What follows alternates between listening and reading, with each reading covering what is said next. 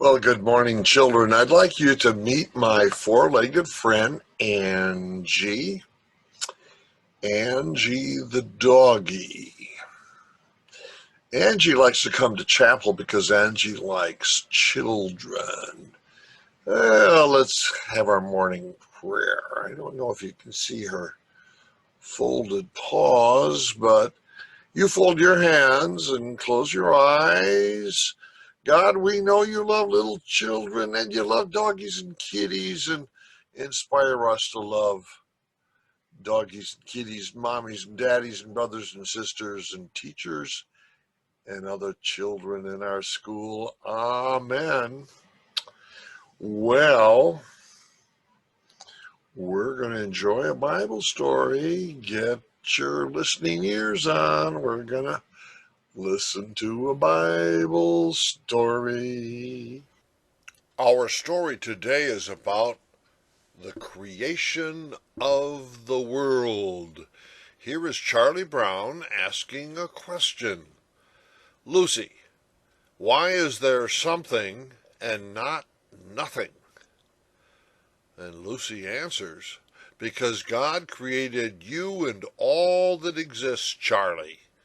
Isn't it obvious? Let's go back to the beginning. In the beginning, God created the heaven and the earth. That's what it says in the book of Genesis, and I'm going to read it. In the beginning, God created the heavens and the earth was formless, void, and darkness covered the face of the deep, while the wind, that's actually the Spirit of God, swept over the face of the waters. And then God said, let there be light, and there was light. And God saw that the light was good, and God separated the light from the darkness. God called the light day, and the darkness he called night.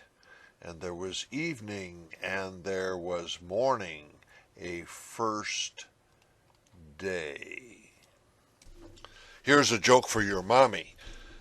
God separated the light from the dark laundry. Ha ha. Let's look at the second day. And God said, let there be a dome in the midst of the waters, and let it separate the waters from the waters. God called the dome sky. And there was evening, and there was morning, a second day. Have you ever looked up at the sky during the day? It looks like a dome. There's water up there that comes down in the form of rain. It makes puddles and streams and lakes and oceans. So God has to go on and say, let the waters under the sky be gathered together in one place, and let the dry land appear. And it was so. God called the dry land earth, and the waters that were gathered together he called seas, and God saw that it was good. Now that word earth, it has more than one meaning. On the one hand, it's the dry land, but on the other hand, it's the whole planet on which we live. Now who will come to live on our planet Earth? Then God said on the third day, let the earth put forth vegetables, plants yielding seed, and fruit trees of every kind on earth that bear fruit with the seed in it. And God saw that it was good. And there was evening and there was morning the third day. Have you ever walked in the garden or actually planted or harvested what comes out of the garden? Beautiful flowers or tasty vegetables or picked fruit off a tree? Isn't it just marvelous that plants have seeds and they continue to grow and create more plants? God created plants to do more creating. This is what our planet Earth looks like from the sky. See how blue it is? That's because most of the planet is covered with water. What looks white there are actually clouds, and what looks tan and green is the dry land that you and I walk on and live on. Now, is our planet Earth really, really big? Oh, no, it's not. Suppose we fly around the planet Saturn and look back. You see that tiny, tiny little dot? That's our Earth from the point of view of Saturn.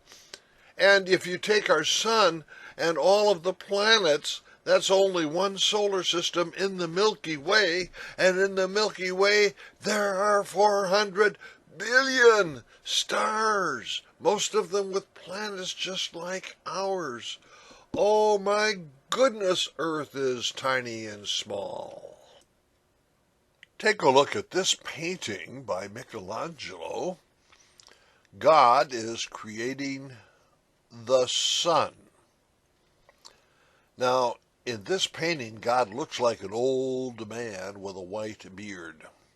God is not really an old man with a white beard, but Michelangelo just painted him that way. So you and I should never make an image of God.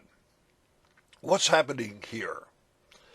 Well, God made the two great lights, that's the sun and the moon, the greater light to rule the day and the lesser light to rule the night, and he made the stars.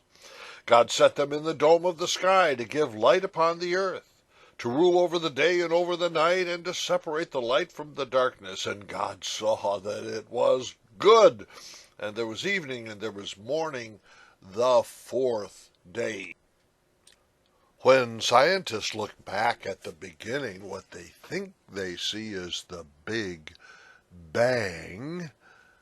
Before there was something, there was the singularity, and this singularity, like a firecracker, went boom, and all of physical reality has been expanding ever since.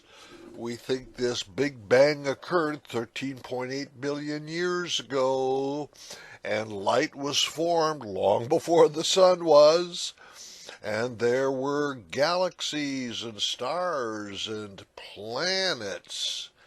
And take a look there, at about 4.5 billion years ago, we get the sun, the earth, and the moon. They all come into existence about the same time. Now put on your thinking cap. The speed of light is 186,000 miles per second. That means if you and I look at things distant in space, we're looking back in time. So when our scientists look at the stars in the skies with their telescopes, they don't see the stars as they are now. They see the way the stars were in the past. They can look backwards in time as much as 11 billion years. Wow. Let's go back to the book of Genesis. And God said, "Let the waters bring forth swarms of living creatures, and let birds fly above the earth across the dome of the sky." And so God created the great sea monsters. I wonder if those sea monsters are the whales and the great white sharks. And God created every living creature that moves. God blessed them, saying, "Be fruitful and multiply and fill the waters and the seas, and let the birds multiply on the earth." And there was evening and there was morning, the fifth day. Do you like animals? I sure do. But animals live a terrified life. They compete with each other, they kill each other. And I wish the animals could live in peace. The prophet Isaiah promises that in the new creation, animals will live at peace. The wolf shall live with the lamb, the leopard shall lie down with the kid, and the calf and the lion and the fatling together, and a little child shall lead them. The cow and the bear shall graze, their young shall lie down together, and the lion shall eat straw like an ox. Are you brave enough to walk out into the jungle alone? No, none of us are. But The prophet Isaiah promises that God has a new creation in mind in which all the animals will live in peace and good health, and little babies, little children, can walk among the wild animals in safety. Look carefully at this picture. It looks like God is creating Adam and Eve.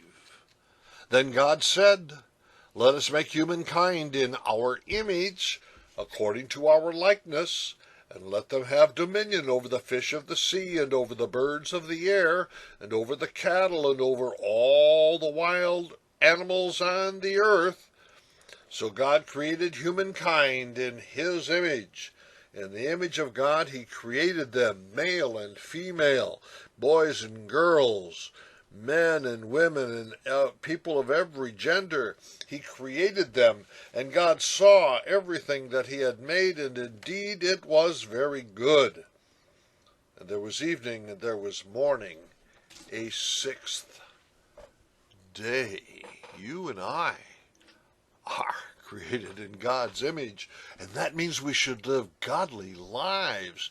We should use our creativity and our technology to make this world a better place, and one of the reasons that we go to school is to learn how to be a creative co-creator with God in making this world a better place. That's what the image of God means for you and me. But sadly, so many of the billions of people on planet Earth are selfish and short-sighted. They're destructive, not creative. We pollute the ocean so that the fish are dying. We pollute the land so that so many species of animals are dying. And we create a greenhouse effect in the atmosphere so that poor Earth has a temperature. Look at the thermometer in Earth's mouth. Our planet, Earth, that God created and said was good, is now suffering. I just wonder if the children in our schools might grow up and make good judgment and find a way to bring good health back to planet Earth. Well, that is the sixth day of creation. Now let's look at the seventh. Thus the heavens and the earth were finished, and all their multitude.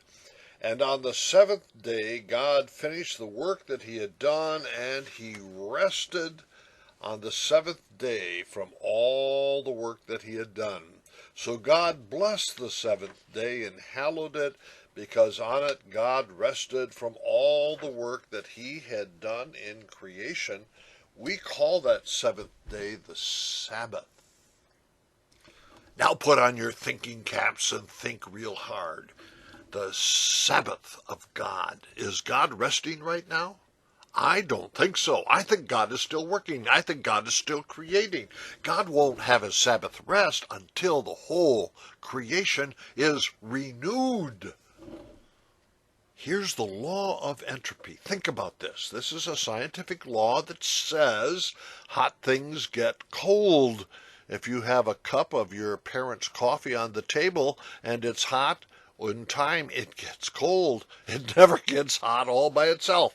So also with the Big Bang, all the heat was back there in the beginning, and over these billions of years, the universe has been cooling, and eventually it'll cool down into a state of equilibrium, and nothing will happen.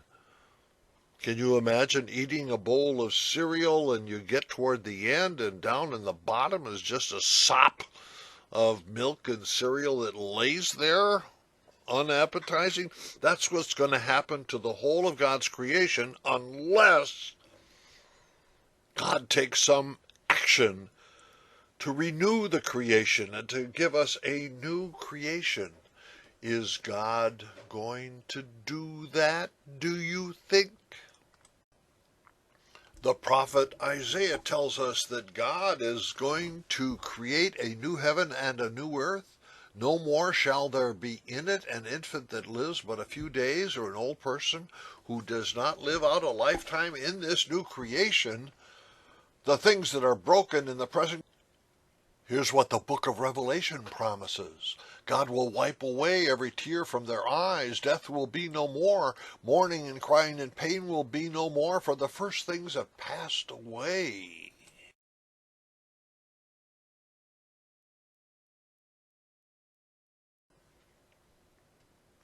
Lucy, why is there something and not nothing? Because God created you and all that exists, Charlie. Isn't it obvious? Not only did God create the world in the beginning, but God has a new creation in mind for your and my future. And God will be able to say, "Behold, it is very good."